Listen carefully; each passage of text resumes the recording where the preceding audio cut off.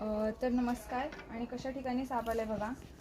इकडे 4 दिवसापूर्वी आपण साप पकडला होता आणि हे कापडच्या खाली साप आहे म्हणतात. तर बघू शकता कसं वातावरण सुद्धा आहे आणि ह्या एरियामध्ये साप येणारच. तर असं असल्यामुळे तर ह्याच्या खाली आहे म्हणतात. तर बघूया कुठे आहे. तर हे बघा कसल्या ठिकाणी साप येतात. मी स्टिक घेतला पण हा तर बिनविषारी नानेटी साप आहे. तर किती सुंदर आहे बघा. तर अशा ठिकाणी तुमच्या इकडे सुद्धा येऊ शकतात. तर काळजी घ्या. आणि असं तुमच्या इकडे सुद्धा आता हा कापडच्या खाली होता. तर आता जस्ट मी एक साप पकडला होता. त्याचं पण असं प्लेस होतं थांबण्यासारखं म्हणून थांबला होता नाग.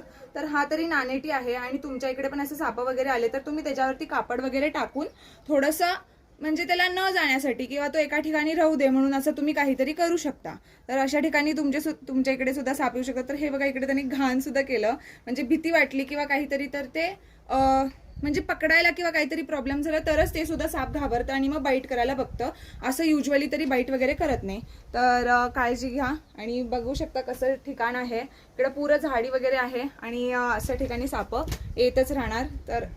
तर बघा कसं चावलं. आणि त्याची दात सुद्धा खूप नोकिले आहेत आणि मला लागायला लागले.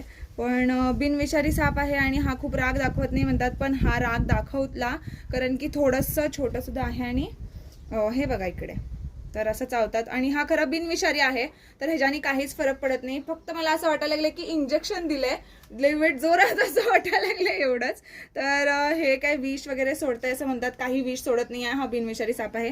धन्यवाद. कसं वाटला व्हिडिओ नक्की सांगा. तर हा आता असं सोडणार नाही. जोपर्यंत ह्याचं तोंड धरून मी असं त्याला काढणार नाही तोपर्यंत आता हा तरी साप असं सोडणार नाही. तर हे बघा स्वतःच सोडतोय. तर रक्त सुद्धा यायला लागलं. ह्याच्यातनं विष यायला लागलं असं काही नाही आहे. आणि एक दात नाही खूप सारे दात असतात ह्याच्यामध्ये. तर असं बिनविषारी साप आहे आणि हा बाईट करायला लागलाय. तर काहीच होत नाही आहे मला. तर धन्यवाद. कसा वाटला व्हिडिओ नक्की सांगा.